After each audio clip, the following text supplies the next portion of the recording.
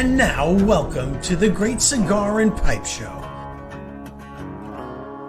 Presented by Hiram and Solomon Cigars. And also the Oliva Cigar family. Coming to you live from the Corona Cigar Company studios. I am a blues man. I live this life. Hey. Good evening, everybody, and welcome to another Great Cigar and Pipe Show. A little bit different here, as you see.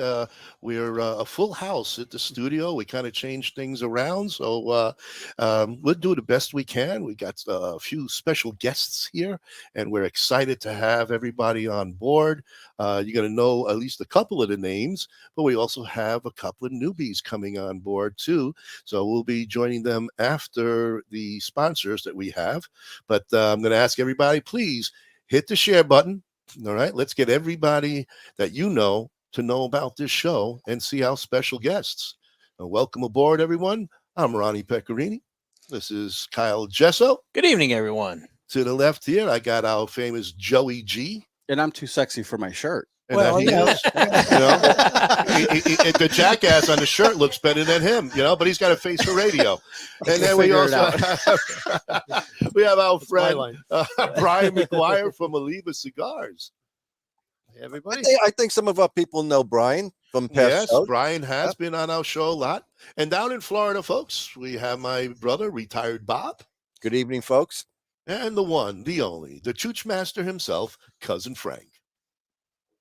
Hello. Yeah. Doesn't talk. Still doesn't talk. Frank doesn't know how to say hello anymore. It's either hello or hello, or now he waves the wand like he's King Tut. I'm going to wave a fantastic cigar that we'll be pairing tonight. This is true. Why not? It's a magic wand, right? It is a magic wand. Whenever you smoke an Oliva, you're smoking a little piece of magic for all of us to enjoy, Bob. How's that for a hype, Brian? I like it. Checks in the mail. Thank you, Brian. But as you all know, Oliva is one of our big sponsors of the show, and we can't thank them enough. And tonight's wonderful, as I say, giveaways will be not only the bottle, but it's also going to be. You see, I'm wearing a shirt tonight. We've got an Oliva beautiful polo shirt. With sweat stains and all. Sweat stains and all. I'm going to swap it out with the new shirt, and then Ronnie, we can't really see the shirt, the Oliva. Can you stand up and model that for us? No, we don't need to see his beautiful physique. The only fucking shirt that matters is mine tonight, okay? Hey, right here. Bob, Right here. Can we be classy tonight? Can we be classy? We have a wonderful, classy Scotsman coming on. I tried, but it only lasted like 5 minutes. Yeah, so. I know. You're very difficult. And we also have a box of cigars from Oliva tonight also. So 3 giveaways for the grand prize, folks. But you have to stay to the end, right? You have to be in it to win it. Of the year. You have to win to the year, yeah. It's all good. So how you guys doing down here in Florida? I hear it's quite hot. We're doing great. It's it was 96 degrees here today. It was kind of hot. We have a heat wave this whole week. Beautiful. It's better than what we got. Well, this is acclimating us for next month. Yeah. 96 degrees in Vegas, you wear a coat. Yeah, there you go. We'll be there. This is true. We will be, folks. We'll be in Las Vegas for the PCA show, July 7th, 8th, 9th. And lost wages for most. You're right. There are a lot of them outside in the street, Bob, in those tents. They can't find a way home. But we will be there. We'll be doing live shows for Saturday and Sunday. Talking to just about everybody there, and it's pretty exciting. Except Brian, because he's here tonight. We're not going to talk to him. No. But no. Brian's going to be out there. We're going to talk to Brian. You know what? Kyle and I will talk to Brian. With you. But we got a lot going on from the PCA, and Kyle and I were coming out of the BCA Pavilion, which is going to be brand new this year. Yeah. 16 or 17 new companies are going to be under one roof to say. So that's exciting. A sold out pavilion. Sold out pavilion. BCA, and you two will be in the BCA. Well, yeah, he said that Kyle and I and Frank and Bob are going to be going around. We will be PCA. No. I thought we were going to be the maintenance people. Yes. Going around picking up all the cigars from the ashtrays. Yes, Yeah. that's what we're doing. We enjoy that. Because that's the only job we're worthy of now. That's We've right. been Well, demoted again. You know, I never got to you guys yet, but Frank, you want to jump the gun. If you want to be sanitation specialist or waste management, you could do that. You both fit the title. There You know, we you're go. both Italian. Listen, Bob and I might be rolling around the floor, so to speak. Because we have too much whiskey. I've seen that movie. Or too much breakfast. Yeah. Yep. So that's what's going on. So if anybody is there, make sure you see Frank and Bob rolling around with There you go. Take videos, please. Post them immediately. He can't walk much, but you know, we'll be around. We'll certainly be around, and we're really excited about going again.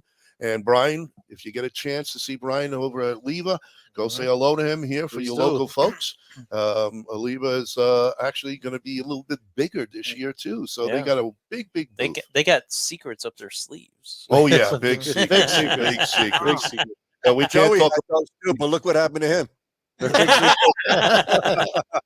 Only secrets, Bob. Only secrets. So, No but tonight sleeves. we got the Oliva Serie V cigar. I'm doing the torpedo that's going to be featured in the magazine. We're going to be pairing that with the GlenGrant 15.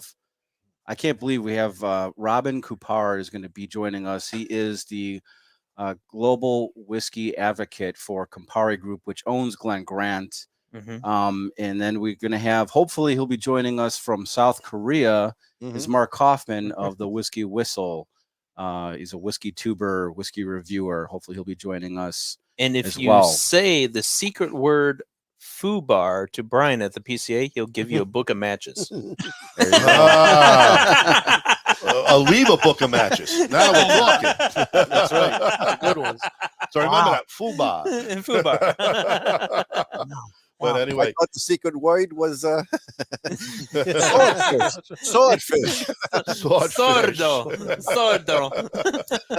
Yeah. Well, anyway, folks, again, a lot of people are jumping on. We can't thank you enough because we do have a fantastic people coming on. 3 special guests, maybe 4. One from South Korea. So that would be nice. Hopefully, you didn't have go on to the north side. Maybe he can't. Well, talk. he's Canadian, but he's currently in South Korea. He's Canadian, hanging out in the South. Do they have sheds in South Korea? Yes, They do. Because They should. Supposedly, that's what he enjoys doing his. I don't think they do ice fishing in South Korea. Only if I was about to say only if the shed is above ice. There you go. In South Korea, it's about like 9:30 in the morning over there. So It you might be eating his breakfast and then he'll jump on. We'll see. He might go fishing, eat the fish fresh, have some sushi, you know. Right. Hello, Vic Shaw. Yeah. Thank you very much for joining us, Vic. And What's yes, up, Vic? What a wonderful Joey. event Vic put on last Thursday at the Norwood with the opening of his Diamond Crown Lounge. Yes. That was an hell of JC an Newman, event. Bobby Newman was there to actually open up the new lounge there for Norwood Royal Cigars. Vic Shaw, thank you very much for having us. It was absolutely fantastic, and we're so proud to be part of your group, to say you're being our sponsor and all. But enough of the Diamond Crown. Let's get into the Oliva. Vic had me out the day after to clean up. You looks like you guys had a good time tonight. It was fun. Oh, so Brian was waste management the following day, picking up all the cigars, and he sent them down to Bob and Frank. Just I thought that was you with the yellow vest on the side of the road. That little grabber. Oh wait, was that community service by any chance? No, And you know what? We got one a very guy for Vic. I would do that though. Oh, hold on. we got a special person who came on, Sunil.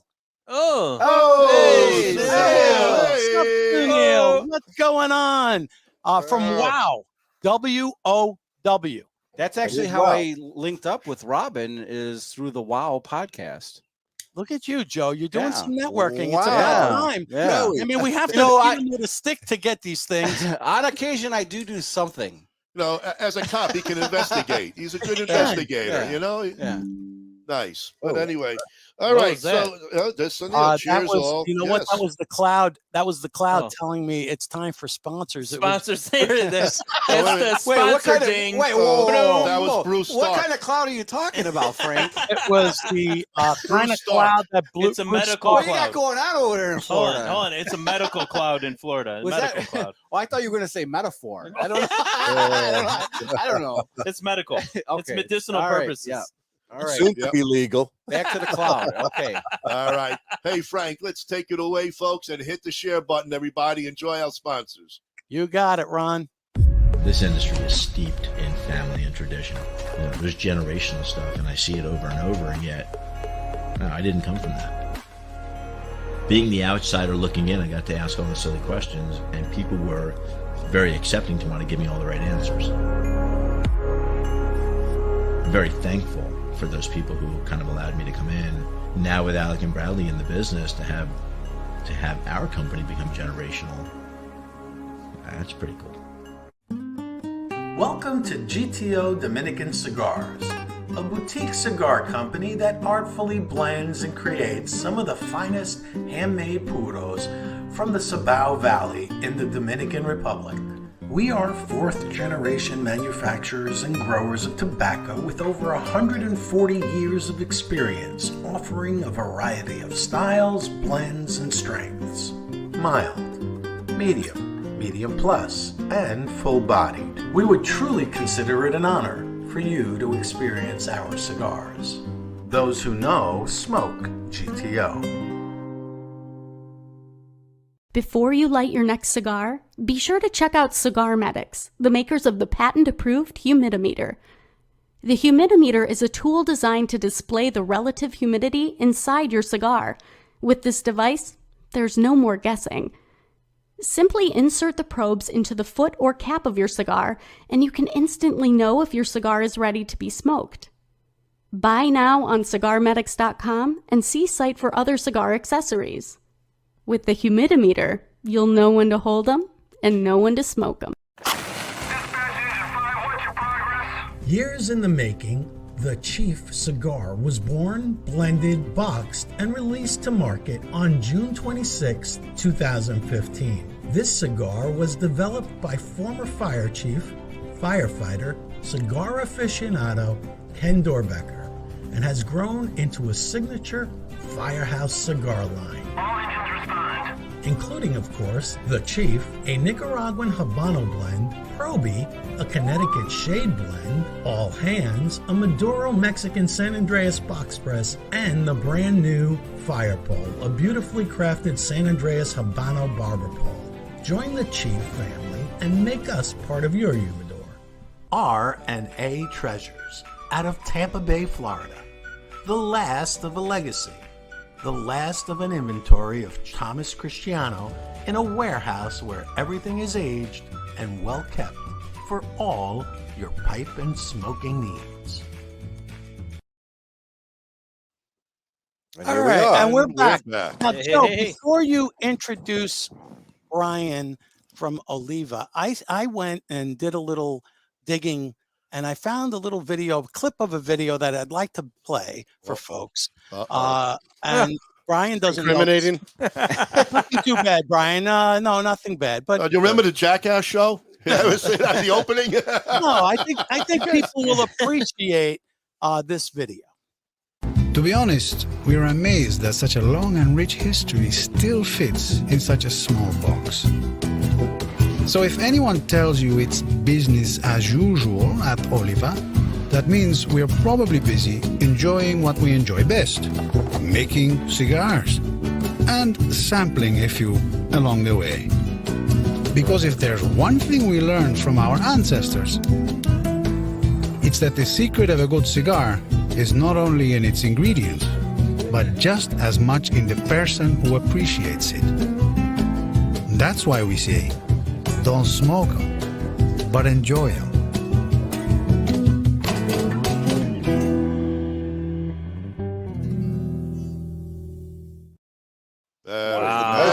Wow. Very nice. That That was at our family reunion in 2021, I think. When we no, I'm just Yeah, kidding. That's my backyard. It's a little minute sequence. Go up Really on cool. YouTube and look up Oliva business as usual, right, Brian? Yep. And it's That's a where it's great video. It really goes to the heart of what the company's all about. So I wanted to make sure I did that. And I've got a special little intro for our guest when we bring him on. Okay. And something for him as well. All right. Yeah. Everybody, this is Brian McGuire. He's the account manager for Illinois for Oliva. Yeah. Hello, everybody. Thanks, round of Frank. applause. That was Right nice, in the Frank. house tonight. In the house. And he regrets it. Welcome, Brian. Thank you so welcome. much for Good to be taking back. time It's to been come a up. while. It's been a while, We yeah. haven't had you on since they were Unraveled. Right. Yeah. Right. Sometime the It's a beginning while. of You guys- last year. Yeah. You guys got busy. And, I haven't seen this. What were you guys unraveling? The Cigar. cigar. Oh, of course. Yeah. Okay, just You making were sure. I got to unraveling make the sure. It's, Just knowing you chooches, I got to make sure. I That's mean, all, it was you know. it was only our best watched show ever. Yeah. it was funny. We met like before that because I was a guinea pig and we were talking like I You're don't know. Irish. You're not Guinea. Well, yeah. No. Whoa. And so we thought, okay, we'll have like 20 minutes. We'll get in here. And all of a sudden it was 9 o'clock. And we're like, what the heck? It was, Hour and a half. it was a lot of on, fun. Yeah, it was a great time. It was a lot of questions came in. And congratulations to you guys on the growth of this podcast. It's amazing. You guys Thank you, really, Thank you. really have taken off. And I mean, you're gonna have a mascot chooch out at the Yeah, all credit to the shoot. all credit to the chooch. You know you made it when you got a mascot. We actually have 4 chooches down on Jeff's farm down in Florida. Yeah. Really? He got 4 donkeys and he gave them to us. And I don't know how we're going to take care of them. I think Frank and Bob are going to have to go over there and feed them. So is that the prize at the end of the show tonight? Yeah, you can take care of our chooch. Yeah. But I'm thinking that we should change the name of the segment.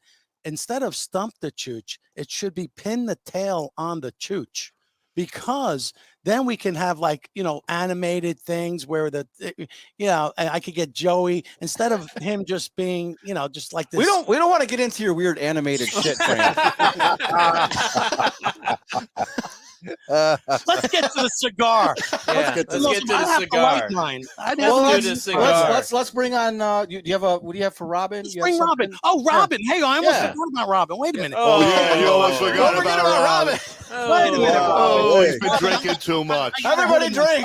Ahead of myself. Frankism at its best. This is the proper way to bring on a Scot.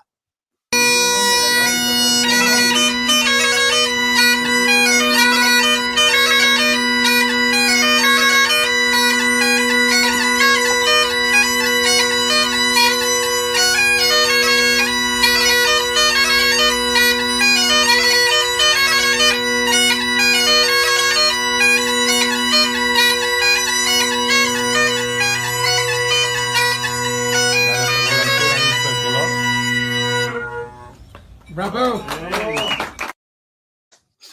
Woo! There we go. Now I can bring him up and Is he still there? He's like, this is me leaving. This is me leaving. Did I really come on this show, Robin? Robin, it was either that video or you wearing a kilt, and I chose the bagpipes instead. Well, first of all, thanks for remembering me. And second, thanks a lot for putting that one on. Gosh. Yeah, that was totally out of key, wasn't it? Well, it sounded okay. Sounded good to me. I think that was in Mexico, and that must have been probably about 10 years ago because, my hair's still quite brown in that. Where on earth did you dig that up? The same police files he got Brian stuff up. People whiz. We have ways. Yes, we do. But thank you. For the audience, everybody, this is Robin Coupar. He's the global whiskey advocate for Campari Group, which owns GlenGrant. And he's going to help us run through this GlenGrant 15 tonight.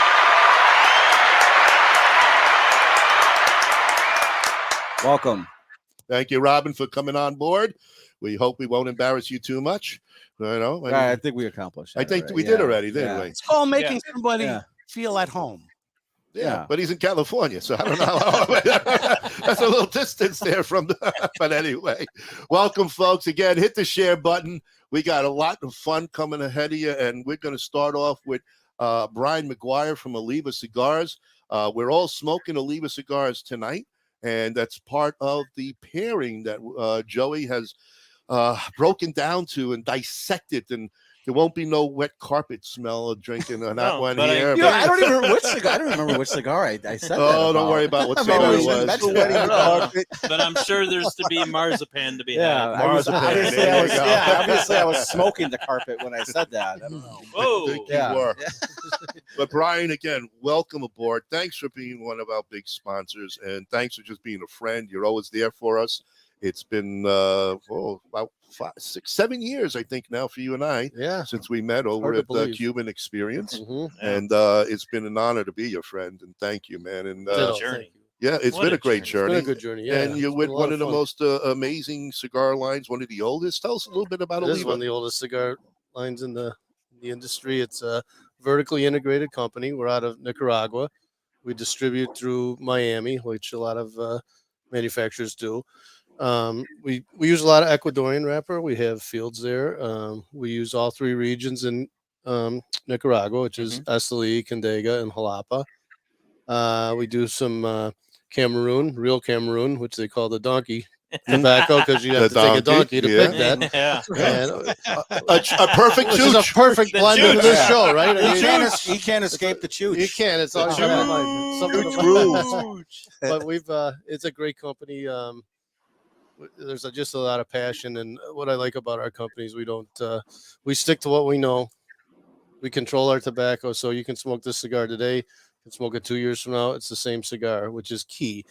Right. You don't want to be surprised when you go to the store and spend your hard-earned money, and like this advertisement said, you want to enjoy them. Yeah. And if it's a different cigar, you're not enjoying it. So that's right. Absolutely. I think best thing about Oliva is just the quality and the consistency that you get out of your cigars. It's like when I go into a shop, if I'm not too familiar with what they're carrying and I see the Oliva, I'm drawn to pick up the Oliva because I know what I'm getting with that cigar. Correct.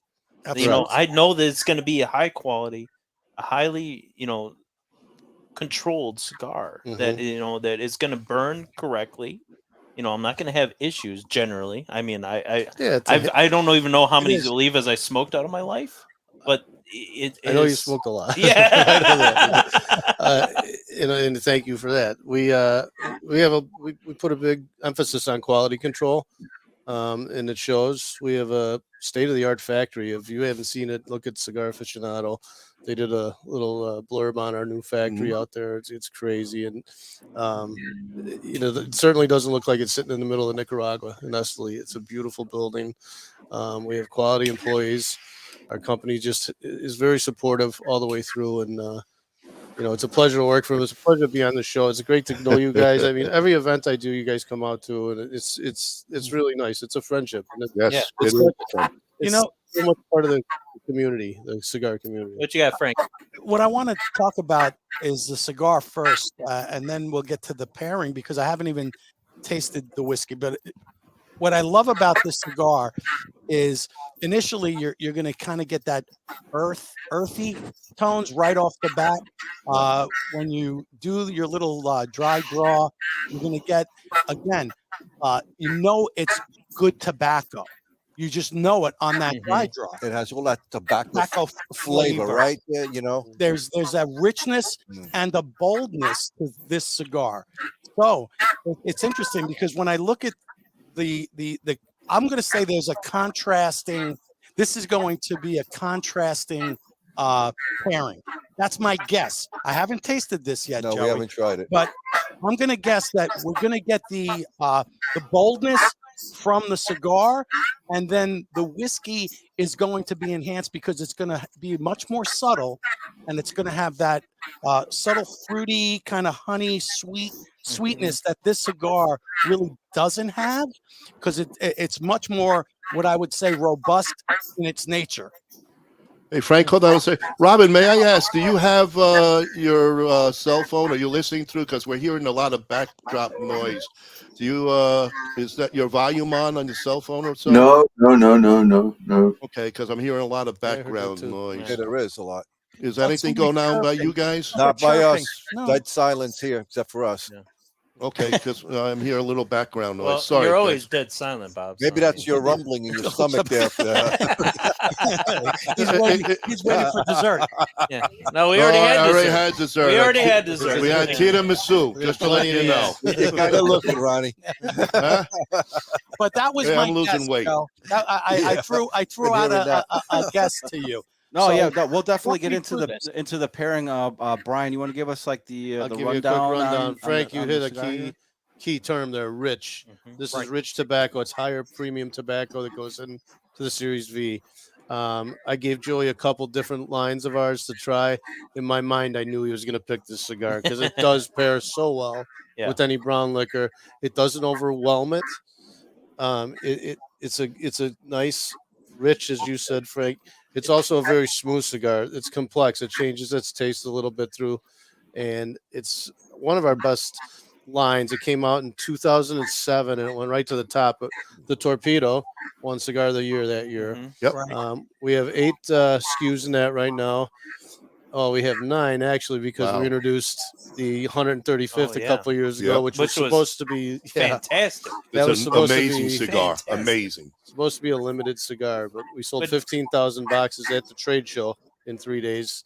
And it's become a regular now it's for you. released biannually now. It's Yeah. released twice a year because people came back and said you cannot make not make that cigar. Oh, so twice a year then. Right. Well, Oh. I mean, I've already bought 2 boxes myself Right. of those cigars. That's so- all?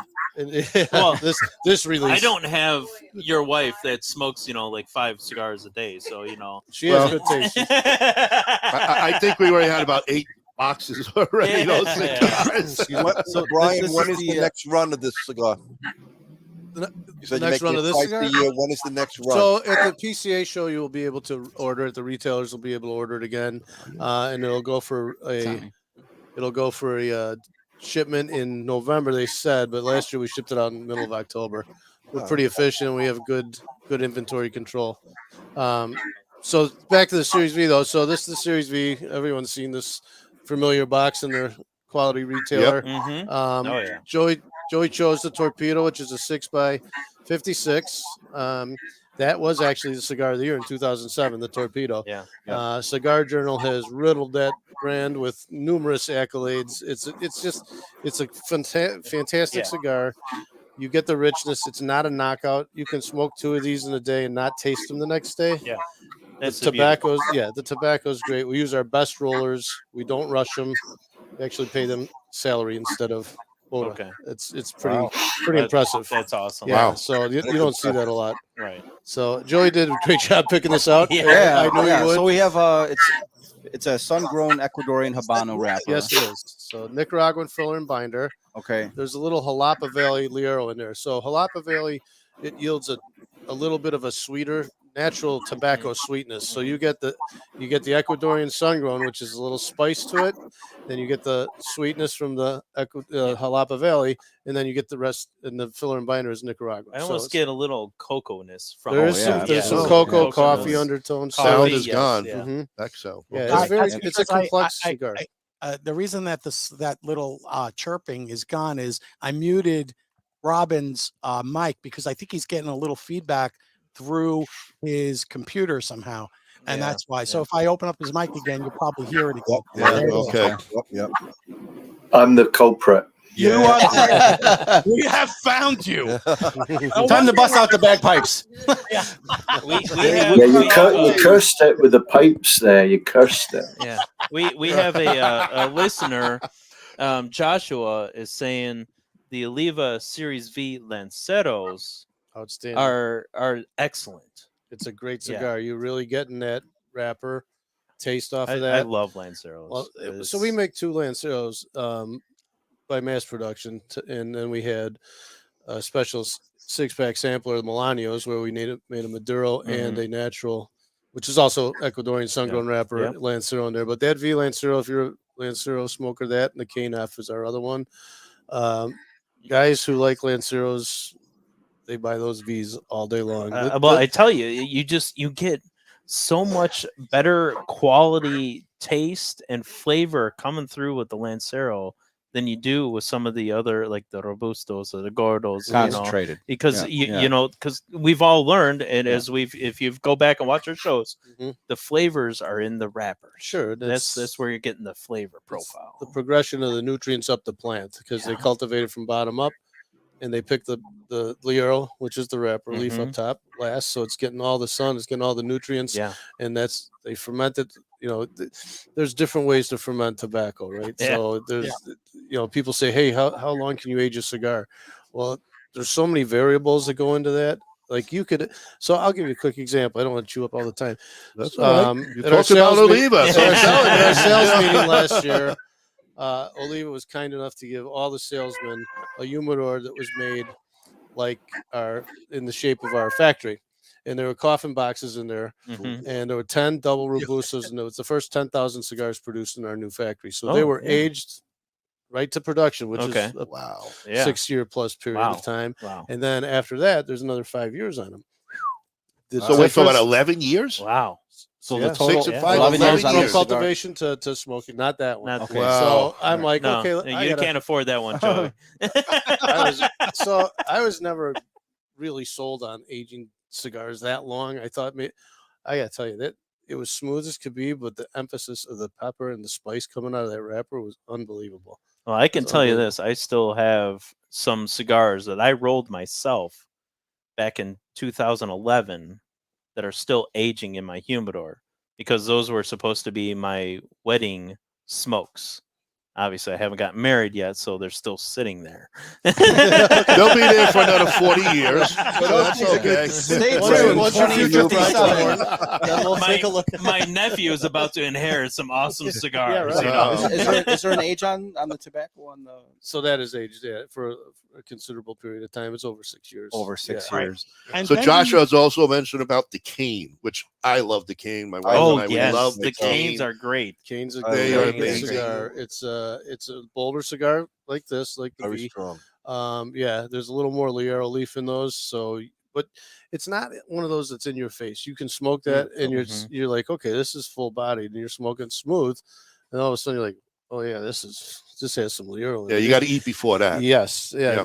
Teresa it's could not make a a nice breakfast- meal it's for not us a again. We'll try breakfast some canes cigar. next time. We could smoke Like we any had heavy tonight. cigar, Yeah, you know? after that meal today. And I can tell you this: I mean, and Oliva is responsible for one of my ultimate favorite golf cigars, the nub. I love the nub on the course. It's a short, stocky, great smoke. It lasts Light it once. Yeah, you light it Good once. hour. It lasts. But that is like one of my favorite cigars to have out on the course. Well, the nubs are good. That's I bought a nub Habano when they first came out. I wasn't in the industry, but as a cigar smoker, I'm like, it's probably a gimmick. And I smoked it. I'm like, holy cow, this is a fantastic cigar. And I've been smoking them ever since. I would smoke them when I was en route to other stores in a previous employer. Yeah. So I mean, that's how good they are. I think. And windshield time. Yeah, I a mean, little windshield reps, time. Yeah. So I mean, what a fantastic cigar. That whole line is great, but the Habano is my favorite. The Connecticut smells great. Those actually have really skyrocketed in sales in the last couple of years. They have a Cameroon in that and the Maduro. You mentioned Cameroon. We have a question here by our friend Benjamin. He wanted to know, Brian, with Africa opening up more in the tobacco markets, does Oliva have plans to expand beyond the Cameroon wrapper into African filler and binders as well? That's a great question. I think what makes like the Series G is what stands out right away to me, and the Nub Cameroon. The Series G is great because it's got the Nicaraguan filler and binder, and the Cameroon wrapper. When you go too heavy on one size of tobacco, like a unique one like that, like you can't do a San Andreas filler binder wrapper. Right. I don't think it would taste right. Right. So to do Cameroon, I mean, I don't know. That's, I'm not a blender. I couldn't tell you how that would go. I can't imagine us doing that is a filler and a binder, but I could see us expanding to some different Cameroon wrappers. Yeah, different if that wrappers. moves along. Yeah, And different brands tobacco. and Yeah, with exactly. the Cameroon. Yep, Yeah, because absolutely. the Well, Cameroon that- wrappers are Hoping this, fantastic. Brian, This is a delicious cigar. The V. Oh, Yeah, these I'm are great. I'm gonna get into the cigar here a little bit. I'll get into the whiskey. I just took a sip, and wow, yeah, Like- excellent pairing. Like to piggyback Whiskey on the African delicious. leaves. Mhm. A lot of the time, and we learned this from some of the other people we've had on our thing. What drives the African leaf price up is because they sell it by the pound, but they don't clean the leaves before they ship them. So it's by the pound, but you're also getting all the dirt, the stems, the roots, the everything. Yep. So it all adds to the weight. So they're selling it by the weight. So that's why African leaves usually tend to be a little more expensive because you're not getting as much per pound as you would some of like the Nicaraguan or the Hondurans or the Dominican Republicans and stuff Right. like that. And imagine not having the facility to clean the tobacco properly before you Right. start fermentating it. Yeah. And to rinse it while you're in the pilons and Mhm. you fermentate. I like that Baca by Roma Craft. Mhm. Got some African Oh, tobacco in yeah. there. But for this cigar, I'll get into the visual pre-light in the first third here, and then we're going to get to Robin. On the visual pre-light, when I opened this up, I noticed there was some light dusting of plume on the medium brown, oily, and toothy Habano wrapper. There's fresh hay and subtle cocoa on the side sniff. Mhm. And there's earthy cocoa on the dry foot odor. Yes. There was no spice on the palate when prepping the head for a nice straight angled cut since it's a torpedo. Mhm. The dry drop produced bold raisins and oats. Okay. Lighting into the cigar on the first third, there was immediate and perfectly pumpkin spiced coffee notes on the foot smoke odor and Pumpkin first puff. spice? Yeah. The cigar is very balanced draw, has beautiful undertones of vanilla and baking spices. The retrohale is smooth as can be, with light vanilla and soft spice on the finish.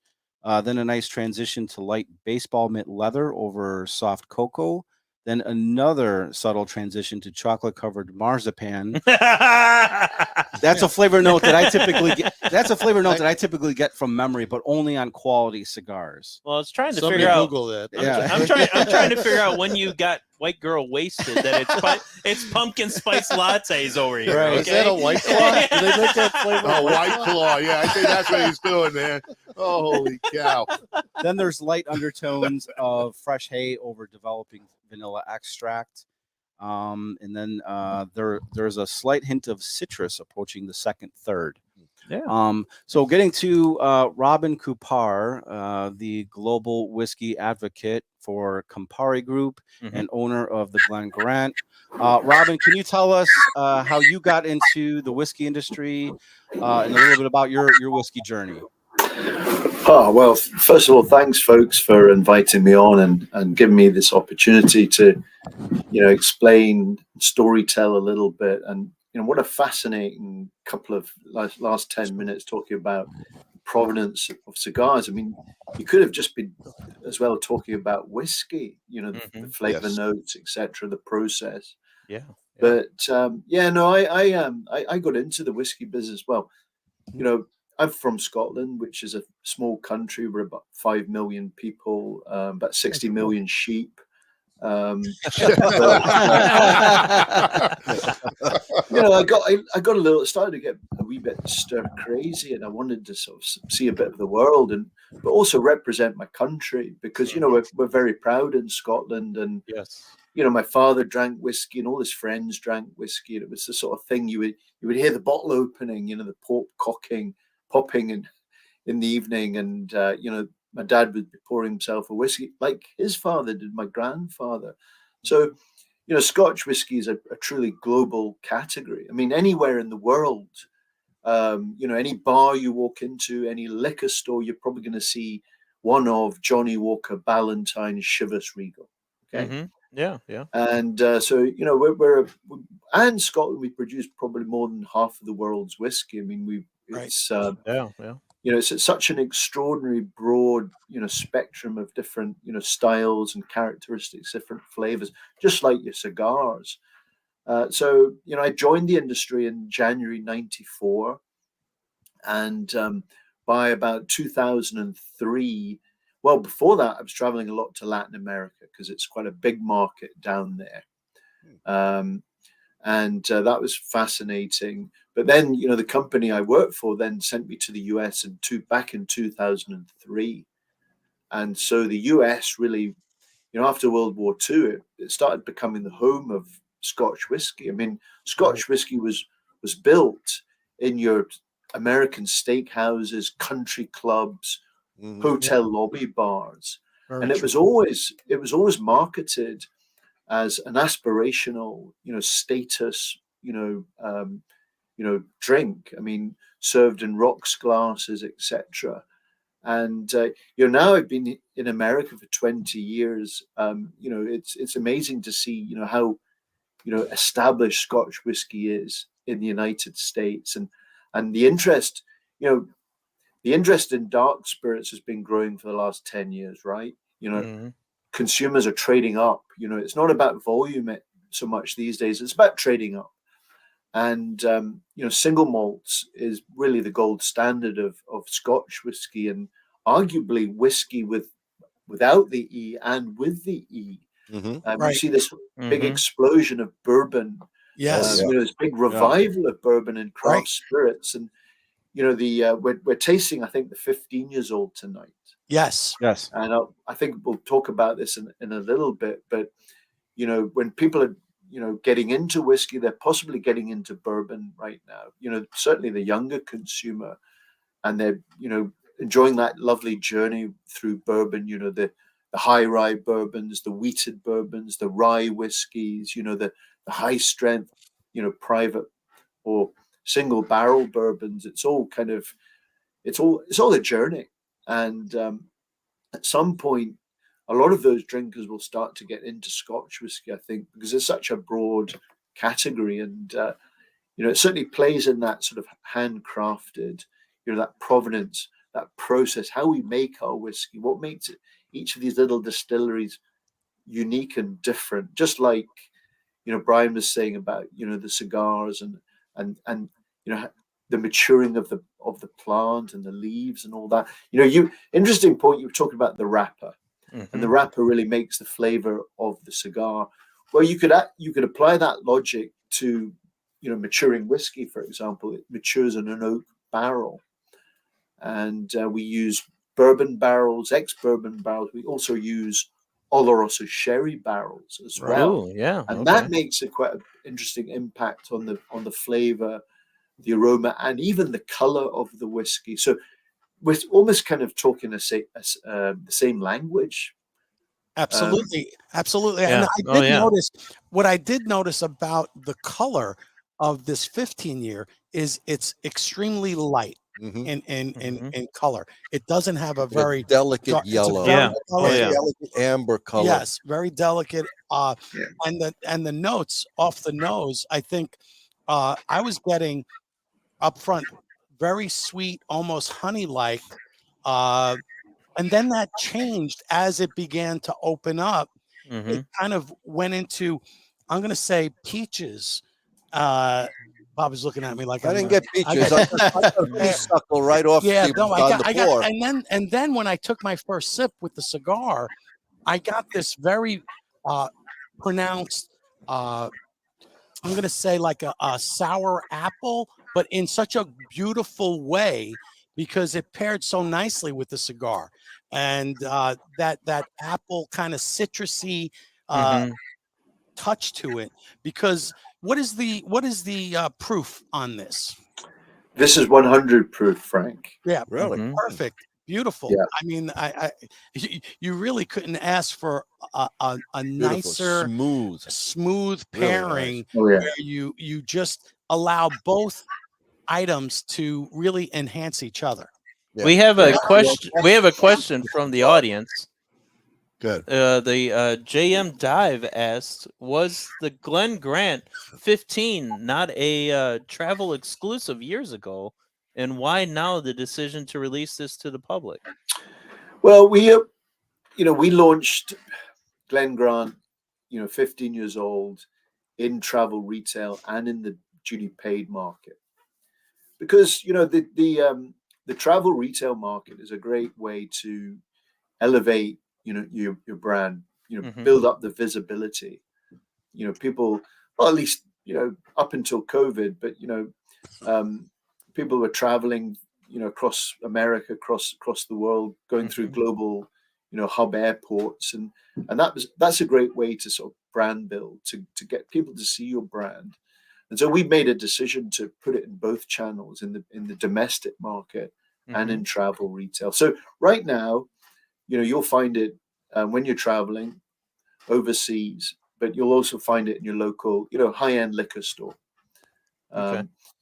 But I put a little bit of ice in this early, and you may see that that's slightly cloudy. Yes. Mm-hmm. Yes. So what's quite interesting in this, and I think why it might be quite enjoyable with a cigar, is because this is non-chill filtered. Mm-hmm. Ah. In other words, typically the whiskey is chilled and then it passes through a series of filter pads. And what that does really is it extracts a lot of the oils, the lipid fats, fusel oils, some of the proteins, globules of color that are produced in distillation and the maturation period. So the reason why that's done is when you add some ice, it keeps its clarity. So in this case, we've avoided that chill filtration process. Okay. And so we've retained a lot of these oils and therefore flavors and aromas. So this is about as close to sort of natural strength whiskey as you'll get. Now, when you add ice or you chill it down, those oils will start to solidify. They'll start to sort of form into sort of clusters. And that's why you see that sort of haziness. Right, I see that. Yeah, and you'll get a slightly different mouthfeel as well. It'll be a little bit more viscous, a little bit more syrupy, chewier. And so it really coats the palate. So I think pairing with a cigar, which is, quite powerful, it pairs quite well for that reason. Yeah, I just added a drop of water, actually, to mine because I was drinking it neat. That ice water. Yeah. And a little iced water, and it changed it completely. The viscosity, like you were saying, totally changed. The mouthfeel totally changed. Yeah. Totally changed. Well, I can tell you this, when COVID happened and we went into lockdown, I gravitated a lot to bourbons. I had cases of the stuff in my house just because I couldn't go anywhere. I'm going to be drinking by myself. I was going to drink whatever, but you almost get kind of fatigued with it. And then it really wasn't until I met Joey, and then he's like, dude, you got to try these scotches. And, and I was like, I like scotches. I don't want it too heavy smoke. I don't mind the smokiness to it. As Bronny would say, the peatiness, but he's not a very big peaty person. But I was shocked at how, Joey is brought into my life, that there are a ton of scotches out there that don't, go that peaty, heavy forwardness to their whiskeys. Right. And it's a common misconception that all scotch is needed. Yes. Yeah. And it has opened my mind to a lot, and I'm so glad because, I'm not bourbon fatigued anymore. Right. I am enjoying all these different flavors. Same thing happened to me. I started on the scotch side, and then during the pandemic, I gravitated towards the bourbon, and I killed my palate. I just destroyed my palate with the bourbon and went right back to the scotch side because, in my humble opinion, I believe there's more flavor profiles on these scotches. Well, you're right with that. There might be more, Joe. I'll agree with you on that. I started when I was younger with scotch. I love scotch. I always he was 6. And then I switched. I got taste for bourbon, and I still really enjoy my bourbon. I will once in a while go to the scotch just to have that big changeover. Yeah. I still enjoy it tremendously, but I think it's the thing with whiskeys too. There's just so many different profiles out there that, whether it's scotch or the bourbons these days, because bourbon has exploded into so many different directions that you just can't go wrong with it. It's one of those drinks that, to me, first of all, it's a classy drink. Yes. It's always been associated with I don't want to say an upper crust audience. People say, this is a drink that you you sip. savor. You don't You just savor. guzzle it down Right. like some Yeah. sort of. Well, when everyone thinks of bourbon, they go right to the Rat Pack. Everyone thinks of the Rat Pack. You know, these Oh, guys yeah. are drinking bourbon. They're out singing. They're womanizing. They're whooping it up, hollering it up every night. You know, this is Kind of like Joey. Yeah, and then you add in the cigar, another product which Well, that's it. Robin was explaining. The process has a lot of parallels with Yes. whiskey. Yes. Okay, and that's where you pair these two products, and that's where we get that unusual awesomeness that I talk about all the time. So I don't know if you guys want to go to more sponsorship before we get more into the cigar. Yeah, We also we can have- bring on, and we can bring on Mark because he is live from and- South and- Korea. all right. Before I bring on Mark, I'm gonna tease Mark with a little clip. Mark doesn't know that I'm going to play this, but that's He's watching you. He's watching you. everybody watches me. So let's tease Mark with this little clip from his Whiskey Whistle. Let's get on to the Whisky Whistle whiskey score for GlenGrant, age 15 years, batch strength, first edition. What is that going to be, folks? It's going to be 91 out of 100. You heard it, 91 out of 100 is the Whisky Whistle whiskey score for GlenGrant, age 15 years, batch strength edition number 1. Malt hug, and a malt kiss.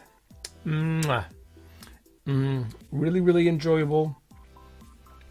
And if you like ex-bourbon casks and you don't have this, hurry up and grab one because I think that you are going to enjoy that a lot.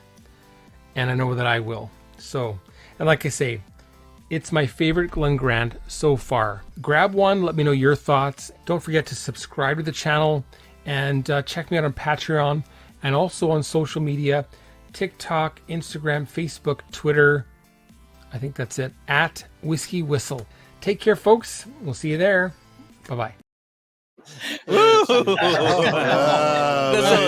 a little malt kiss. Oh, Mark! Hey, Mark! He's gone to.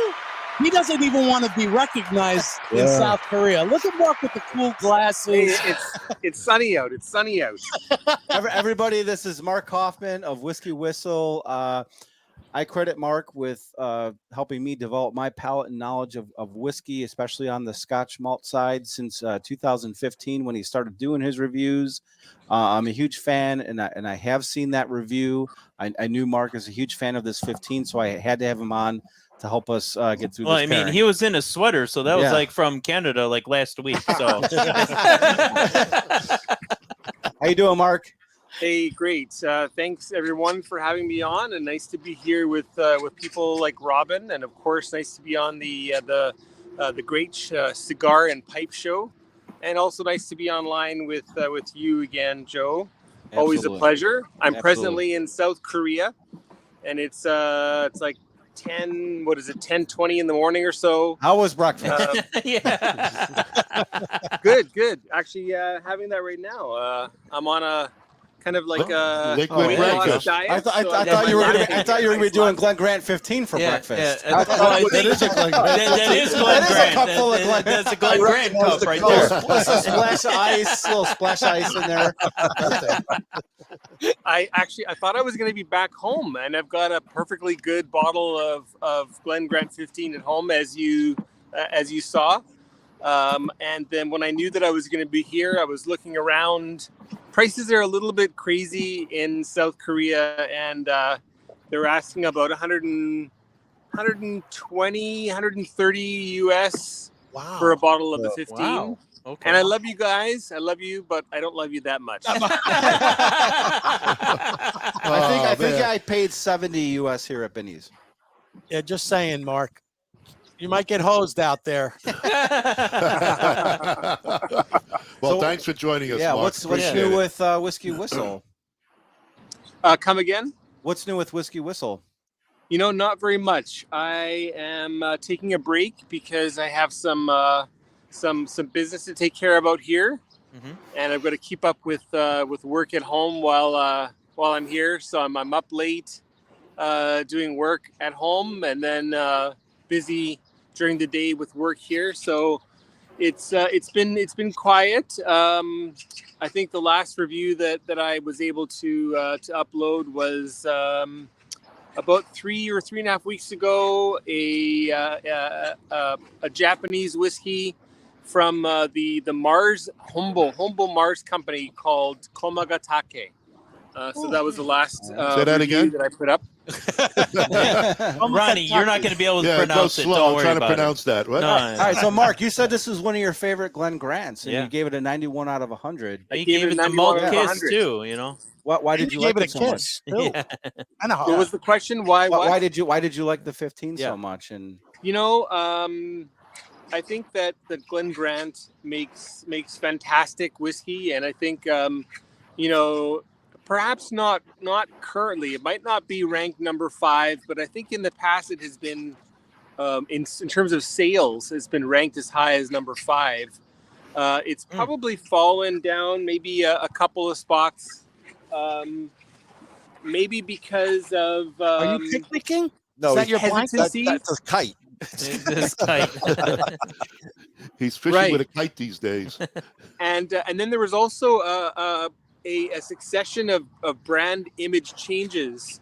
The first GlenGrants that I bought had these beautiful images of bagpipers Yes. and Scottish guards, and it was in a Mhm. metal tin, and it was very a little bit kitschy, but it was also very classic, and it really made you feel like you were drinking scotch. Mhm. I think they changed the packaging, and I think maybe the sales weren't as good. I think the packaging really makes a big difference. Yes. And so now we've got this beautiful new packaging for GlenGrant. I mean, that's a small thing. The whiskey's always been great. Some positive things that I've seen is a movement from 40%. The whole line used to be all 40%, so it's gone up to 43, and I think in some cases 46. And then here with the 15-year-old, we're well. I think are we at 50% or above 50%? I can't Yeah. remember. 50%. But, Right so around that's 50. really nice to have that. So I think GlenGrant's on the right track, and I hope that the parent company, Campari, I hope that they're willing to pull out the stops and maybe start putting out some single casks or some batch strengths, and really come hard at maybe the heavy hitters that are just above them in terms of sales. I think they can reach maybe. I think Glenmorangie is probably a reasonable goal for them to maybe surpass in the next few years. What do you think, Robin? Listen, you've got to be singly focused on what you're doing. I mean, of course, there's a commercial reality out there, and Campari acquired GlenGrant back in 2006, and back in those days, a lot of the stock was quite young. And it's quite different, maturing Scotch whiskey than perhaps making vodka. I mean, it's not done in a day. And so it's taken us a long time to mature our liquid. We have some old stocks of liquid, and we'll start to release some, very old expressions. But, what you're seeing from GlenGrant is a focus on quality, really. I mean, I guess everyone talks about quality, but what I think is unique about GlenGrant is it's still one of the smaller distilleries in Speyside. I mean, you look across the landscape, some of the big brands that are very recognizable in the market these days have been increasing production massively, absolutely massively. And so some of the more traditional methods of production have been replaced by large scale production methods. So at GlenGrant we pride ourselves of we still use wooden fermenters, which is quite an old traditional method of fermenting. We use Oregon pine. We still age all of our spirit in stone dunnage warehouses. So what's quite kind of different between Scotland and Kentucky, let's say, is that we don't have 100-degree summers. Right. You know, where yeah. the wood's expanding and then it's freezing in the winter, it's contracting. You know, in these timber rick houses, we have big, thick stone warehouses that, you know, our warehouses were made over 150 years ago, for example. And so, you know, with that sort of more of a cooler, damper temperature in Scotland and these big, thick stone walls, the pace of maturation is much slower. Yeah, it's going to be slower because you don't have that variant of temperature. Exactly. And the other thing about single malt Scotch whiskey, it's distilled through copper pot stills.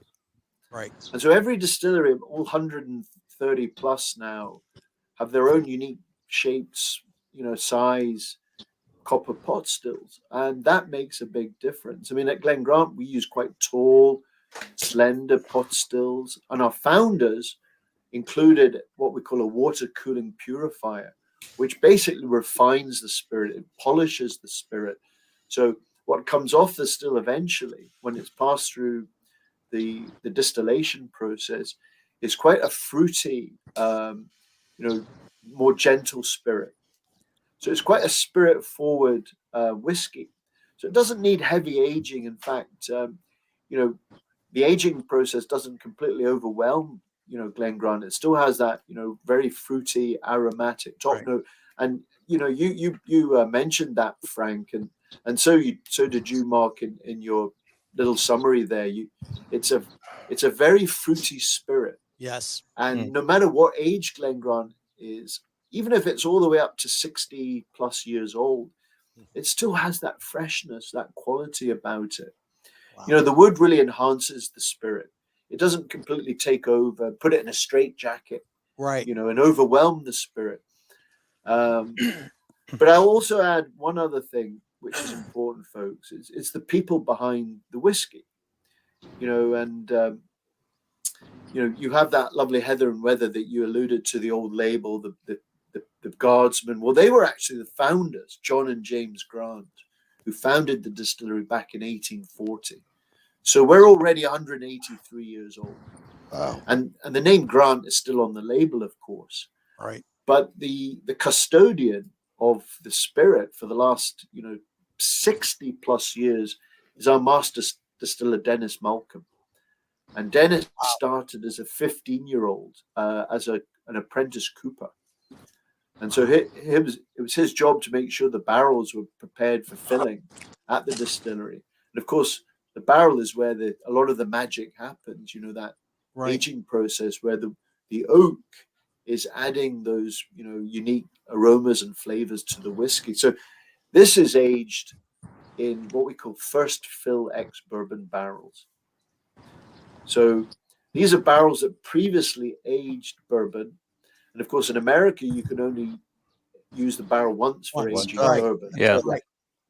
So that's why lots of barrels go down to the Caribbean, over the border to Canada, even south of the border to Mexico, to Ireland, and also to Scotland. And what bourbon gives to Scotch whiskey, and I think it's about 95% of Scotch whiskey today ages in ex-bourbon. There's a lot of that caramel and vanilla, that butterscotch. Yep. Yeah. Some people describe almost a kind of coconutty flavor. So what this has done to the GlenGrant, it just wrapped that lovely spirit, that fresh, sort of fruity, aromatic spirit. It's kind of wrapped it, a bit like your cigar, Brian, right, in that sort of lovely caramel, vanilla, butterscotch. Very subtle, you know, very subtle. Robin, I got one question from one of your. Let's hold on to the questions real quick. Well, let's have a quick sponsor break. Well, I was just going to hold on one second. Just ask this question, and then we'll go to our sponsors because we're on barrels. So I want to keep the subject going. We do have a question here from Thomas Biegler. Do you use any charred barrels, or are they all without char? And then we could go to our sponsors. Yeah, Thomas, that's a great question. All our barrels. So we use two types of barrels, really. We use ex-bourbon barrels, which are toasted or charred, mainly sort of heavy char. Right. And we also use Oloroso sherry butts. They're also toasted, and there's a degree of charring as well. When the barrels are when the bourbon's removed from the barrel, that 200-liter, 53 US gallon barrel is rolled onto a 20-foot container. And it's shipped across the high seas. And it will go to a cooperage in Scotland where we buy directly from. And, basically our policy really is to buy the best barrels. Gotcha. And of course, American oak or Quercus alba, white oak, American white oak that grows all around Kentucky, Indiana, Missouri, where you guys are, Illinois, so on and so, Missouri.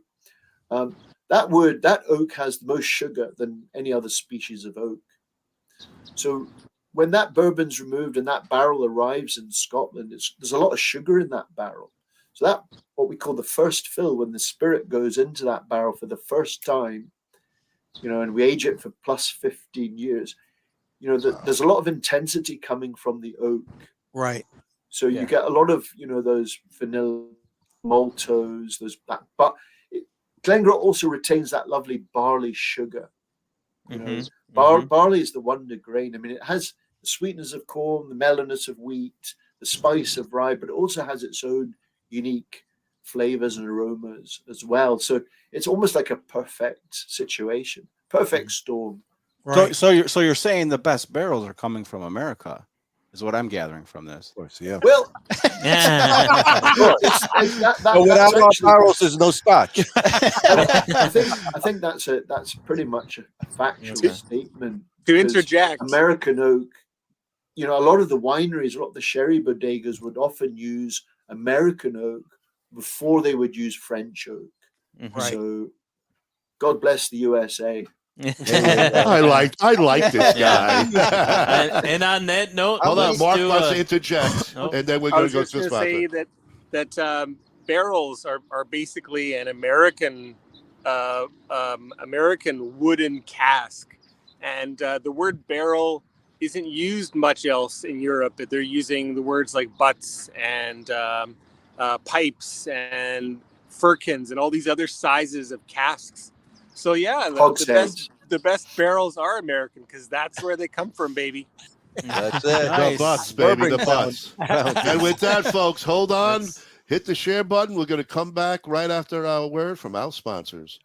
Howard G Cigars is a dynamic new cigar brand grown from a love for cigar culture and a respect for the artisanship behind the craft. We are a minority-owned family business based in Orlando, Florida.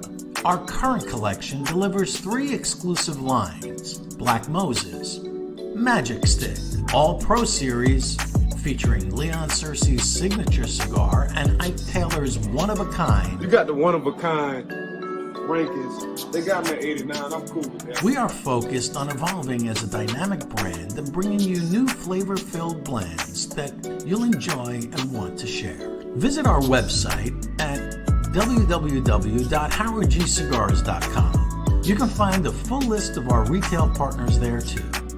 Thank you for making us part of your humidor.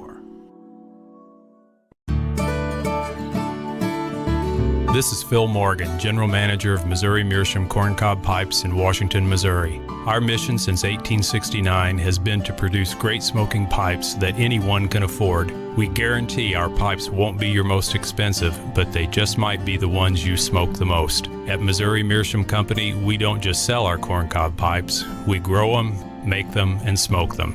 Missouri Meerschaum, Washington, Missouri, since 1869. Loyalty, passion, courage. These are the founding principles of K by Karen Berger Cigars. The Maduro, the Habano, and the newly rated 93 by Cigar Journal Connecticut. Do yourself a favor and check out this wonderful line of cigars that come from a completely linear company from seed to your hands. Blue Smoke Atlanta is the vision of Robin Blue, founder and CEO, and represents an award-winning luxury smoking accessory line based in Atlanta and sold worldwide. Since 2019, Blue Smoke Atlanta's goal was to redefine traditional smoking accessories into a timeless collection of exquisitely handcrafted luxury products to include cigar pokers, cannabis clips, jewelry, and other awesome things. For an elevated smoking experience, visit us at www.bluesmokeatl.com. At Mountain Smoke Premium Tobacco, we specialize solely in the finest hand-rolled, craft, and boutique cigars on the market. Mountain Smoke Premium Tobacco is sure to have something that will excite you. Shop our online humidor at www.mountainsmokewv.com. A family of 4 generations in tobacco. It started in Odense, Denmark, 141 years ago, 1882, with a factory and a retail store by Eric Peter Stokely. 4th Generation is a premium quality brand consisting of a selection of tin and loose tobaccos made in Denmark, pipes made of the finest quality briar, and superior accessories from leather goods, lighters, and pipe tools. The selection of 4th Generation products are available in premium pipe and cigar stores in the US and many European countries. Check out 4thGenPipeTobacco.com. I had a And we're question back. I wanted to ask. Bourbon can only use the barrel once. Yes. Can you use that barrel multiple times? In Scotland, yes, we can now. Every time you use a barrel, I mean that the oak is going to give a little bit less flavor and aroma each time. It's a bit like a tea bag, you know. The first time you dunk it in the hot water, you know, it's going to give you quite a lot of flavor, and then so on and so forth. The 18 years old, actually, while the 15 that you're sipping now is quite. It's a lot about the oak, that barrel, that first fill ex-bourbon barrel. Well, in this case, it's what we call refill. So it's the second or the third fill. We don't go beyond a third fill. But this really, you know, enhances or elevates, I should say, that lovely barley sugar. So it's less about the oak; it's more about that lovely kind of spirit-forward, you know, aromatic, almost floral. Interesting. Butterscotch in the 18. So, you know, the aging process does make a difference. Of course it does. But we wouldn't use a barrel more than 3 times because really, some distilleries will do, particularly some of the big ones where, you know, the accountants are in there making sure that the costs are as low as possible. But it's not our policy. We have Frank just put a little bit of. I'm sorry, Carl. Frank just put a little bit of that cold water in my glass, just 2-3 drops, and it changed everything.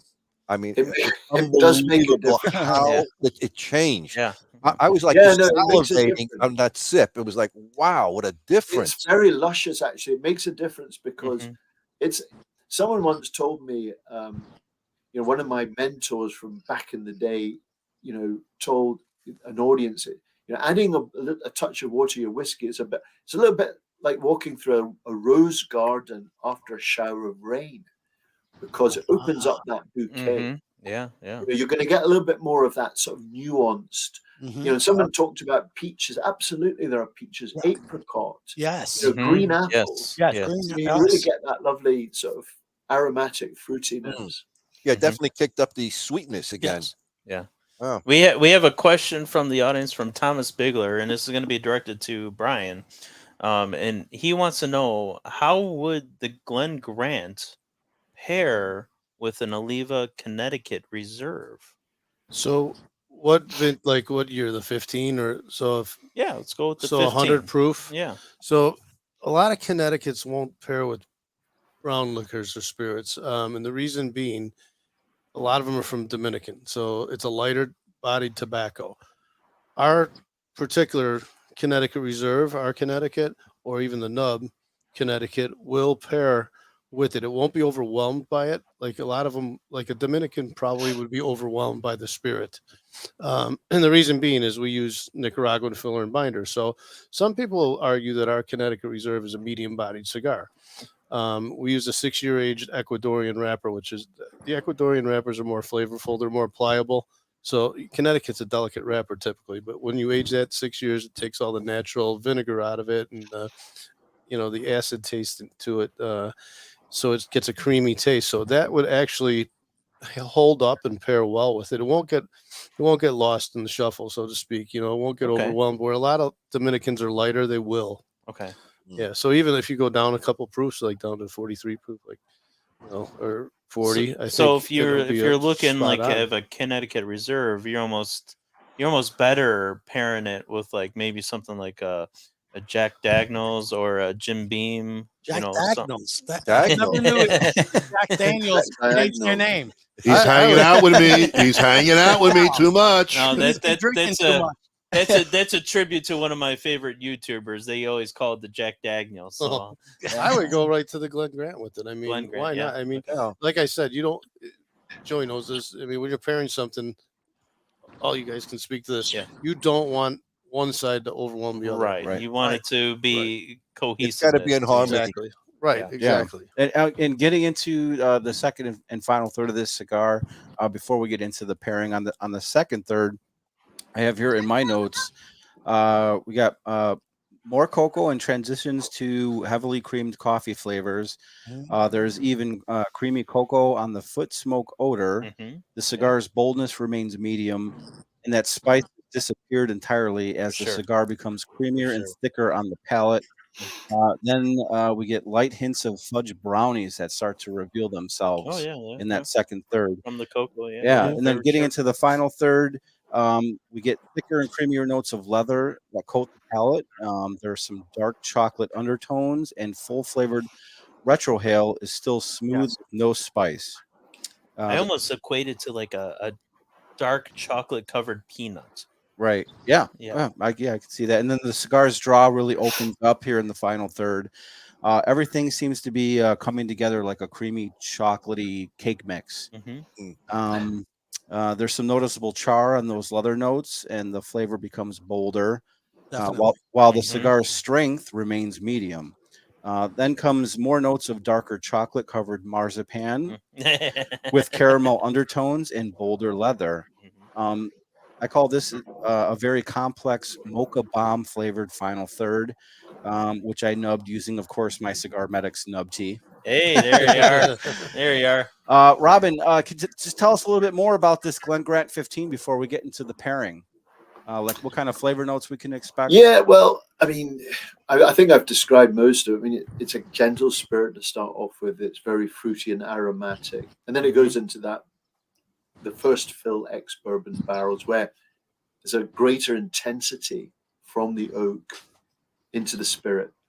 Okay.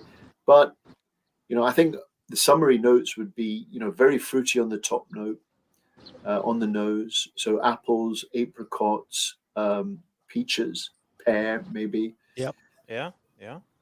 It's kind of like a tiramisu. You've got that creamy sort of layer. And then you dig in a little bit deeper, you've got that fruity, sponge cake. Yeah. Oh yeah. Right. And maybe there's a bit of hint of spice on the end there. Yeah. So that would be the kind of like the coffee layer at the bottom, the tiramisu. It's I mean, I'm salivating thinking about it. But, and Mark, what kind of notes did you get on that GlenGrant 15? That you I love recall so much? when I first opened the bottle, it was pretty intense, and it actually took me probably about a good few ounces out of the bottle before the whiskey really started to show itself. And I think, like all GlenGrants, it's the white fruits, the stone fruits that are at the forefront. And then you've got, again, you've got some beautiful sweetness and caramel notes coming in from the oak. I think it's a really beautiful whiskey. I'm looking forward to getting another bottle because we had it at the Winnipeg Whiskey Club 1 month. And everybody was thrilled with it. And funnily, another big YouTuber whose name I won't mention wasn't as thrilled with this one. And I can only think that, because you're looking at batches, that there could be some batch variation. But I have a feeling that just because of the popularity of this bottle, that I think the next time I buy it, I'm sure I'll be just as easily impressed by its deliciousness. So I'm hoping so. Hopefully, when I'm back in Winnipeg, where the prices are a little bit more down to earth, then I'll grab another 15. And I don't Thanks, know if Mark. you guys can see that or not, but I did the old poor man's smoker on my GlenGrant 15 there. So yeah. Robin, are you familiar with this technique? I am not. All right, Kyle, will you demonstrate for? So basically, you know, it's called the poor man's smoker because you're going to take your cigar, you're going to draw in.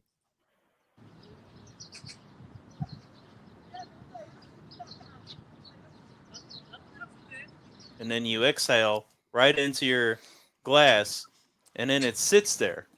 And then that's infusing your cigar smoke with the whiskey and giving you that old smoky flavor. I'm to still it. waiting to exhale.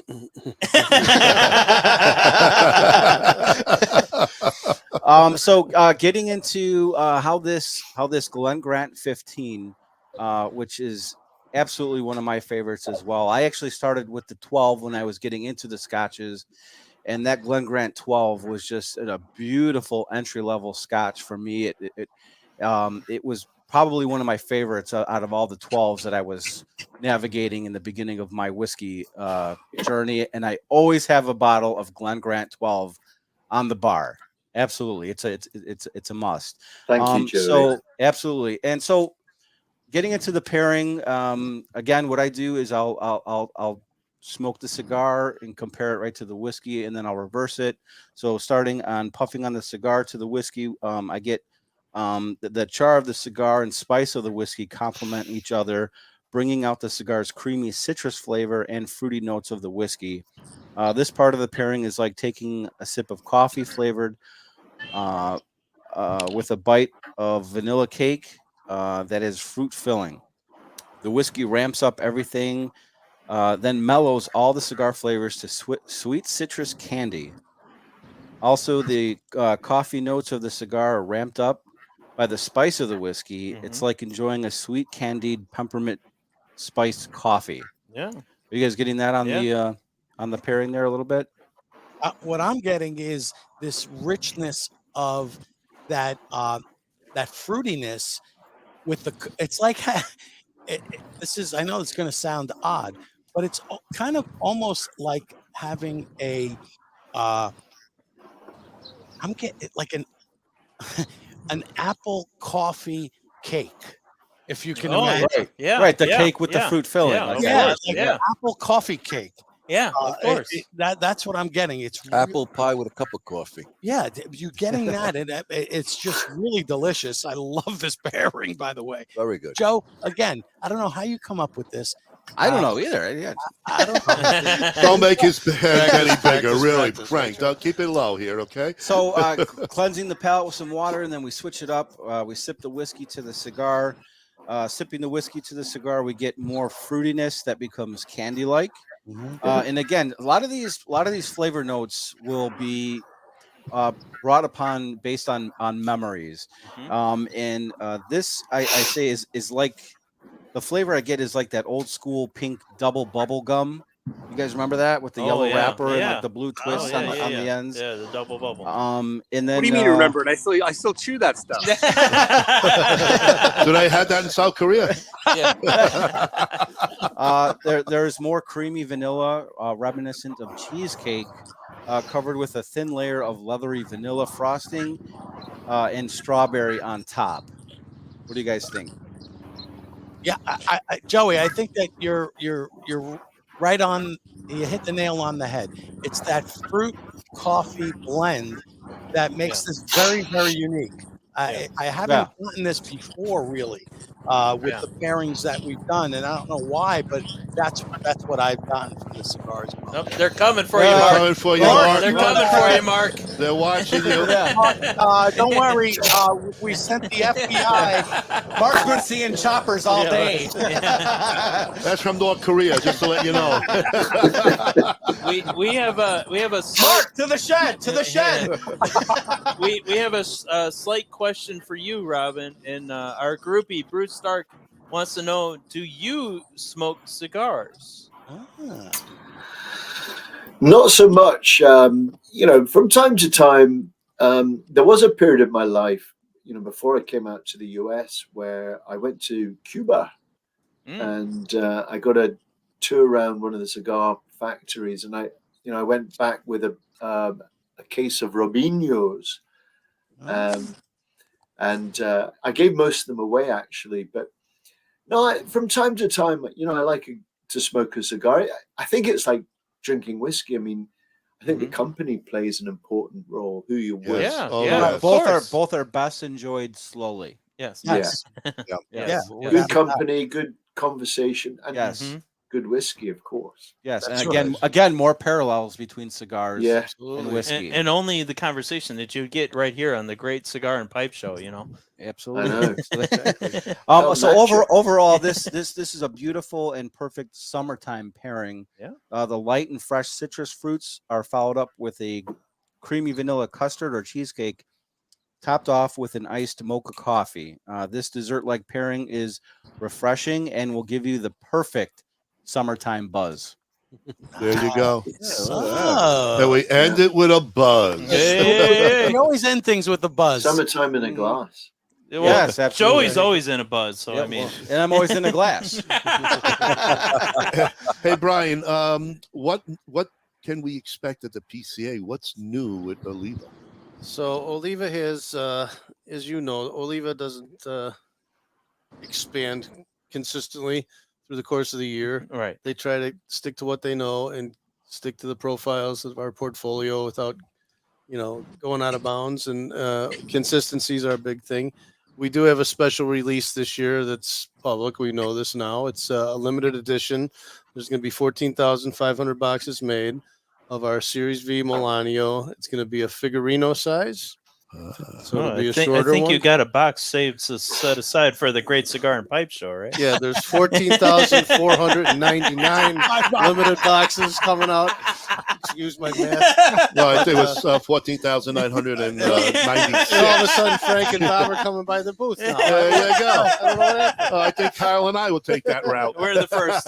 We're the first. So, and this has a red banner around it that says 2023, so it will be limited. Wow. The Melanio is another outstanding cigar. Melanio's fabulous. Beautiful absolutely blend. fabulous Best friend, I cigars. could say. Yeah, it is. Between that and the 135, I think those are two absolute winners. I'm always on the lookout for my next Melanio. You are. What's her name? Anyway, Melania. Melania. There you go. So, Anyway, hey Frank, let's get things set up for the final segment. Let's go to our final sponsors, and we'll come back to Stump the Chooch. Chooch. Cigar in the Bottle is 2 palate-pleasing gifts in one. A specially blended Grand Pommier XS VSOP cognac is elegantly contained in patented numbered bottles. Winner of back-to-back-to-back medals at the LA Spirits Awards, Cigar in the Bottle inventor Forbidden Johnny teams up with Vartan and Hendrik Kellner for this custom-blended Vartan Reserva cigar, well-preserved in a hand-blown glass chamber featuring Bovita two-way humidification. At Norwood Royal Cigars, we have the biggest walk-in humidor in the Midwest. Our 1,500 square foot humidor is home to almost 4,000 different cigars that will meet the need of any cigar enthusiast. We have boutique blends to the more traditional selections and everything in between. From the novice beginner to the aficionado, the knowledgeable staff at NRC will find the perfect cigar for you. Located on the northwest side of Chicago, we want to be your shop for all your cigar wants and needs. As always, at Norwood Royal Cigars, light it, smoke it, love it. Experience the magic of Rockefeller cigars today. With 11 years steeped in tradition, passion, and mystery of the leaf, Rockefeller has a cigar just for you. Be like the greatest magicians and make Rockefeller cigars appear in your lineup with any of our 4 lines. The Nicaraguan, the Dominican Blue, the Vintage Gold, and our new LE, the Art of Magic. Over the Rhine Premium Cigars is located in the heart of Cincinnati, 50 yards south of historic Findlay Market. We offer both known brands and the finest boutique cigars available. Feel free to bring your favorite beverage and relax in Dude Daycare, where dudes of all genders are welcome. We look forward to serving you at Over the Rhine Premium Cigars. And we are a proud member of the Boutique Cigar Association. All begins at the very first climate-controlled Rodriguez Olivan cigar factory located in the Dominican Republic. Our two major brands include Don Olivan, which are boutique cigars suited for that individual who takes great pride in something unique. BAMF is our armed forces cigars, designed for that badass mother effer. Not only are you smoking a great premium cigar, a percentage of the proceeds is donated to our heroic men and women in uniform. And we're back. And we're back. We're back. We lost Yeah, and somebody. I'm actually pairing it now with this 18, and the 18 obviously is softer because we got with that second refill or third refill you were talking about. Refill, yeah, refill, so Joey. the spirit is a little softer. Yeah. It's bringing out more of those citrusy flavors. And we in see this that the pairing. helicopter came and grabbed Mark. Yeah, Mark's gone. Because he's gone black. Yeah. He's out. North He's Korea in a just Korean jail.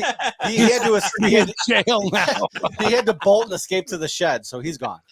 So just to get you guys your mouth watering on our prize section tonight, we are giving away a bottle of the GlenGrant 12-year. This is going to be yours. This bottle right here is going to be yours. So for answering the trivia Such a good correctly. bottle. And- not only that, Not We're only gonna- that. we're No. going to have. But wait, there's more. There is more. Ronnie's DNA is going to come with that shirt. We got an Oliva beautiful polo, which I am wearing. Nice. See that? All Yeah. right, it's a beautiful polo. And we're going to give a box of Oliva cigars. Brian, tell us Nice. a little bit about those cigars. So that's a nice 6 cigar variety pack. There's a sampler in there. You got some O's, a G. There's a Series V in there. Nice. The Maduro G as well, and a Connecticut. Oh, Perfect. beautiful. Mhm. And if you're sexy and you know it, you might get this shirt. Let's give a good round of applause for Oliva and GlenGrant for giving away these bottles for tonight's prizes. Thank you Absolutely. to both of you, because this is a beautiful, Yes. beautiful giveaway, as we say. Mhm. So, Frank, Gonna explain. bring the mascot up first. Of course. I gotta, Let's bring you up the know, Joey for- mascot. Yeah, for folks who don't I mean, know, even though he's sitting I'm there, wearing it. It's right we're here. gonna- Joey, he's The usually Chooch is right here in the audience with us. Yeah, usually we have to show this beautiful image of Joe. I'm sexy and I know it. That's actually, believe it or not, that's actually the sexiest picture of me. It is. Yeah. It is. Yeah. It is. But our real Chooch often, we have to play him before we do this segment. So here he is.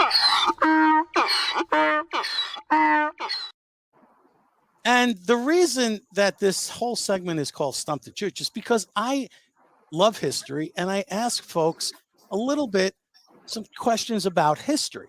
So now, Robin, please feel free to answer because no answer is too crazy or wrong.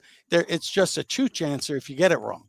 But then the last question is for the audience, and whoever answers that question correctly wins the prizes tonight. So stick around, Are they going to folks. win all three? Or are you They gonna win do all separate? three. All three. All three. This is the big. All three. This is the big The one. big This is kahuna. Wow. Bonanza. The big Sheboygan. This is like a Christmas show. This is like the Christmas. We got a lot of people on there. We got I Ben know. again There he joining is. us. Oh, We got He got back from his They released from his them. helicopter ride. We were really worried about you there Yeah, again, no. Mark. the North Korea look So at Mark, you. Mark has a tendency to disappear Yes. randomly during these shows. Last I've, time, if anyone remembers last I've time, got Mark fell three through the ice. beautiful daughters. Let me just grab the floor for a sec. I've got 3 beautiful daughters, and it's bedtime there, and they kept calling and calling. So I figured, well, it's best to just say goodnight and tell them that I love them. Yes. And then Beautiful. pop back here. So that's So the way. you What a good helicoptered dad. you helicoptered in, and you helicoptered back to South Korea just to get back on the show. Yeah. I love it. I love it. We love you, Mark. All right. So for Love you too, everyone guys. there, Mark included, please feel free if you know the answer. Because on this date in history, In 1723. in 1373. Oh. Oh my God. 1373. Yeah. Oh. As Bob was born. This treaty of perpetual alliance, it's the world's oldest still in existence, signed in London between King Edward III of England and King Ferdinand I of Portugal. What is the name of the treaty that was NATO? signed on this date in history? But look at Mark was like, how am I going to know this? Well, this is why I do this, so that you guys learn something along Do we the get way. at least one skip? Yeah. Was it? It's not NATO, in case anybody wants to say that. I actually gave you both parts of it, but you couldn't figure it out because you're not thinking. Anglo-Portuguese. It's the Anglo-Portuguese Look treaty. at Benjamin up in Milwaukee. Chris Cutler. That was a tough question, that one. Alexa's working overtime tonight. Oh, yeah. I mean, Ben answered it. Chris answered it. Bruce got the answer. Boy, Alexa is a busy woman tonight. Robin, that's not like common knowledge in Scotland. Well, Bruce was alive back then, so he should know that. Yeah, Bruce was alive. He was an earthling back then. And he went to the bathroom, so he's good. Yeah, he's fine. He's All good. right. So this question is actually geared around Mark. Ooh. Mark. Oh, he woke up. North Koreans are coming.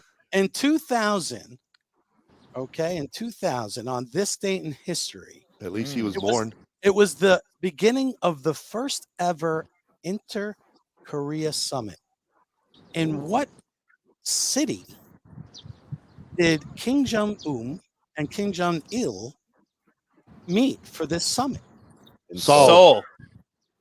Nope, it was not Seoul. Oh, wow. All of us got that wrong. Winnipeg.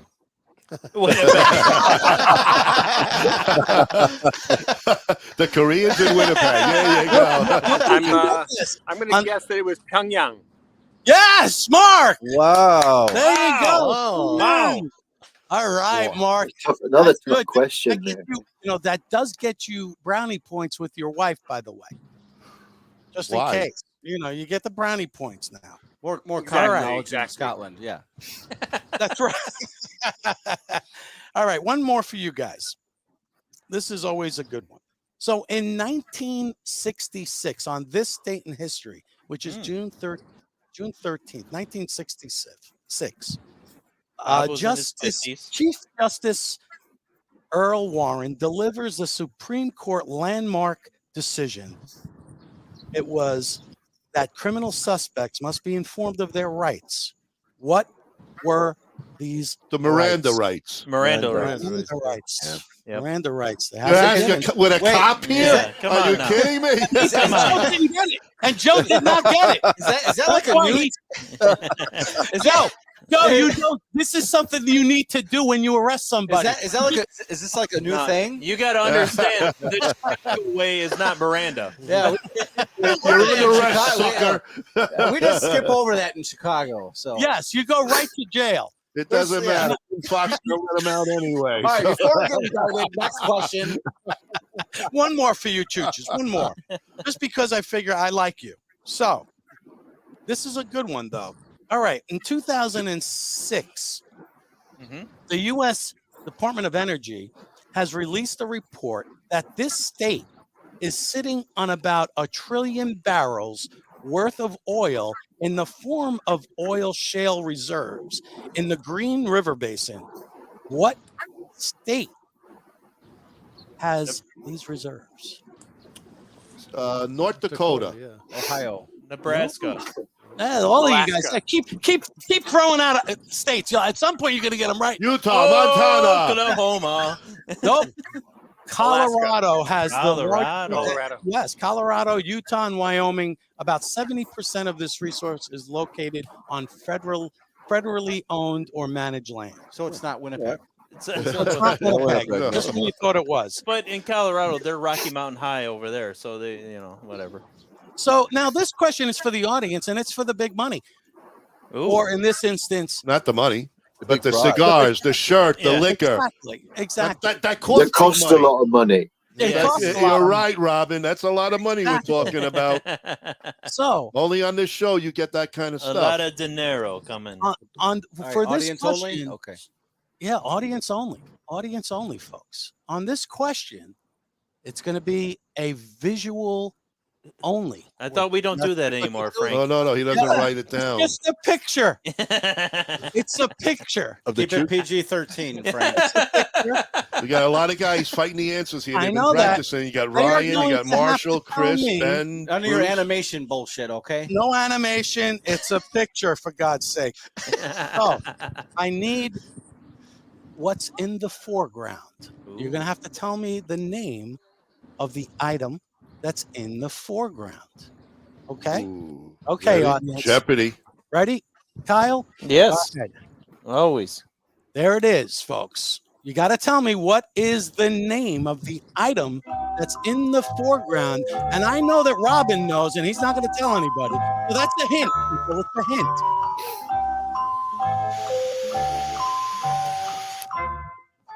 I could make so many comments right now, but I won't. I love this one. It's called a brown ball. No, Oh, yes. that's wrong. Thank you, Benjamin. A brown ball is not it. I'll give you a little hint. If you can't look at that, It's and in the foreground. It's in the foreground. It's a brown ball, right? But it's a type. It's a very special kind of ball. I don't know what A foreground means. raisin barn. It's a pinch Scott. pot. Oh, wait a minute. Look at wow. Wait a minute. Hold on. Bruce back in this? Is Bruce actually back in Wow. this? Hey, He Bruce. might be- Here you go. Wow. I want Robin to pronounce this. So Robin, please give us a pronunciation. It is a quake. That's right, a quake. Bruce Stark the Earthling again. Bruce was very quick with the Bruce, this answer. is going to sit on my dining room table till you know what. Bruce, we'll see you at the PCA. You can pick up your prize at the PCA. I'm We'll sure be quick to get it out to you. Robin, give people a little bit of the history about what a quake is. Well, you heard of the peace pipe, you know. Yeah. the Oh, yeah. Bob Caribbean has. chiefs would negotiate, you know, their lands or their treaties, whatever. Well, over to Scotland, where two clan chieftains would come together and maybe negotiate a settlement. You notice that the quake has two handles, okay? And that was to really guarantee that no one would pull a fast one, you know, pull out a pistol and shoot the opposing clan chief. Oh, So yeah. it has two handles, and you know they would pour whiskey in that, and it'd be a cup of, you know, kindness, really. But you would see your hands. You know, that was the important thing. If it had one handle, you could easily draw a gun and shoot your opponent. So that's why quakes were used as a vessel to negotiate, you know, a peaceful settlement, basically. Right. And now they use it for, it's kind of like something that they use to everybody gets bombed in Scotland. They all use it to drink out of that huge, so you pour a bit of whiskey in there. Well, if it fits on your head, it would be quite good if bombs were landed. And that was Winnipeg in the background, right? Not the foreground. Wow, congratulations. Yes, Bruce, congratulations. very good. Hey, guys, Mark from South Korea, thank you very much for your time. Robin from California, thank you so much for everything and the knowledge of the spirits here. Brian McGuire sitting in studio. Brian, once again, man, thank you. Guys, Thank you get so on much. these Olivas. Get on the GlenGrant. Yes. Definitely subscribe and follow Mark on the Whisky Whistle. He Yes. is one of the best whiskey reviewers out there. I've been following him since 2015, and he is going to provide you the best evaluation on these whiskeys and give you the knowledge you need to appreciate them to the fullest. Yeah. Thank you. Absolutely. Absolutely. We are honored to have you all here because we don't deserve you, actually. But Joey, I mean, we really don't deserve Joey either. He deserves to be in some, institution somewhere. Institution for sure. Well, they did let me out for an hour and a half for the show. So. There you go. Yeah. Well, I thought that thing was your bedpan. That the Yeah, can I get my quish back, please? We want to wish everybody happy Father's Day. Father's A Day. fantastic weekend. We'll be back Happy here Father's again Day. next Tuesday night. And join us for more prizes, more fun, more laughter. And again, from all of us to all of you, thank you for all your support. And guys, thank you very much for coming on show tonight. Appreciate it. It's been a blast. Thank so, you.